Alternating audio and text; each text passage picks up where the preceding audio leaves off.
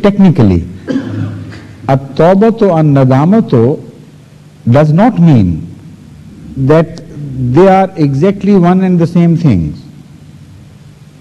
That only means that there is no tawbah without nadama.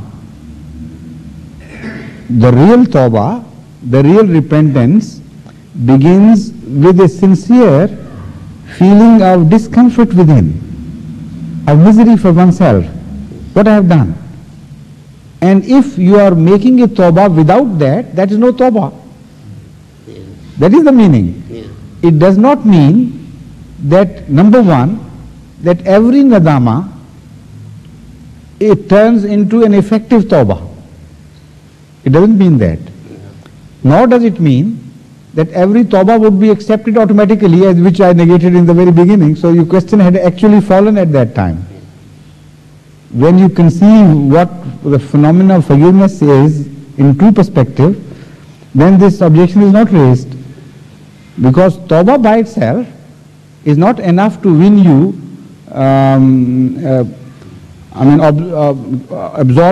absolution from sin.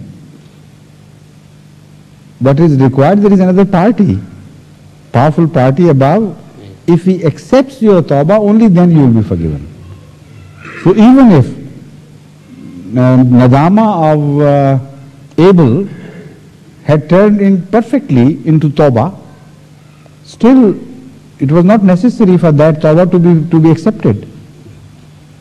So Khasreen solves that solution rightly. At last, yes, please.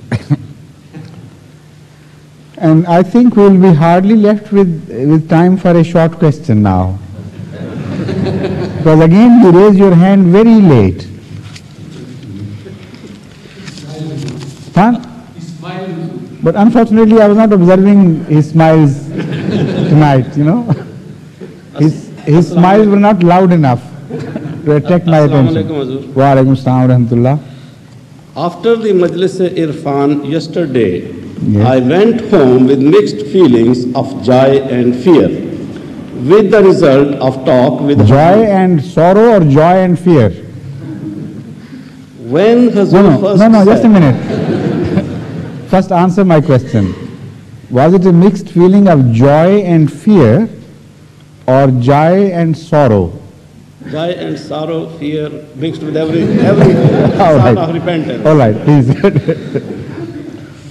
With the result of talk with Hazur, when Hazur first said, I could not ask a question yesterday, but later kindly permitted me to ask a question. If I have been inconvenienced to Hazur in any way, I humbly ask Hazur's forgiveness in this respect. Before Yes, I thank ask- you so much. But that was, in a very light mood that I observed that. Of course, I didn't mean to instill any fear into you. It was just, we were in a light mood. Everybody was enjoying the situation. So they are now.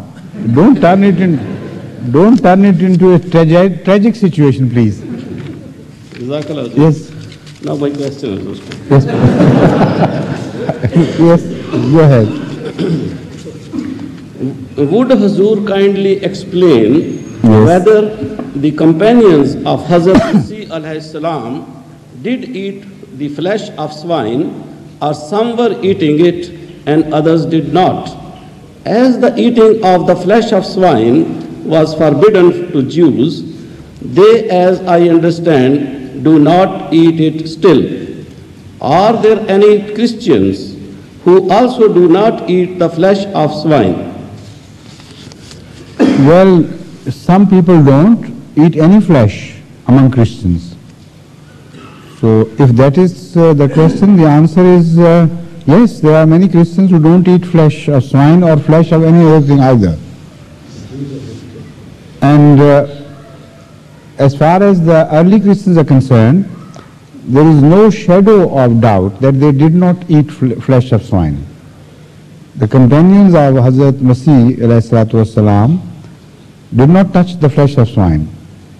They hailed from Jewish society, and even if, as wrongly attributed, Hazrat Masih had changed the Sharia of Torah, changed the law of Torah and permitted things which were not earlier permitted, even then they could not have psychologically eaten the flesh of swine, because the hatred right from the childhood against this and the psychological abhorrence of this flesh was such an strong factor in their lives that they simply could not have.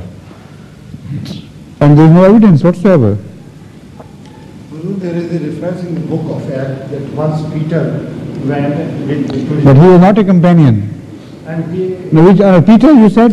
yes, Yes. there is a reference in the books of Yes, Acts please. that the Peter once went to the Gentiles. I thought St. Paul you said, yes. No, the Peter. Yes. And he ate with them and preached with them. So when he came, the 11 disciples were contesting with him and accusing him, why did you eat with them and why did you Exactly, preach? that's right, yes. And that eating was due because they thought he... But there, even there, it is not said that he ate swine, flesh of swine. It is not said. That I know. But he justified himself saying that I saw a vision and that... Oh, that's This is right. a clear proof that none of the disciples have eaten at any time the swine flesh. No, there is also a clear proof that one of them faced the risk at least of eating the flesh of swine. If he ate with the Gentiles, because they used to, but what I said was a different thing. I said there is not the slightest evidence that any of his companions did eat the flesh of swine. So it holds still good. Even in view of this statement, it holds good. And the attitude, as you have said, is made clear that 11 against 1, it even abhorred the abhorred the license taken by St. Peter of eating with the Gentile, and even that was a crime according to them. Yes. Hazur, in this respect, I have brought the references of Bibles and all this, but there is no need to open that chapter. Thank you. For this question, I had to consult different theologians and all this. Yes, you have done. I had Put in a lot of labor you have. We all thank you, and we thank you more for not revealing all these, reciting every reference. Thank you. Very kind of you. Hazur, to ask one more question? Yes, there is a chance. Any chance? Yes, please.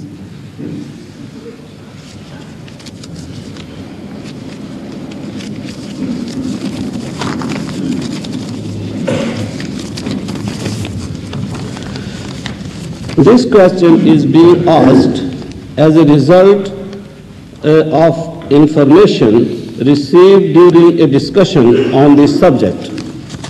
As I understand that there are 5 senses according to science, would Hazur explain for our guidance if there is a 6th sense under consideration by the scientists? For example, sometimes when we enter a dark room, we feel somebody's presence without the aid of 5 senses and later find somebody was in fact present. Or we think somebody's presence at a place without previous knowledge and we meet the person by chance as coincidence. Yes, there is a 6th sense, of course, which is called common sense. Assalamu alaikum.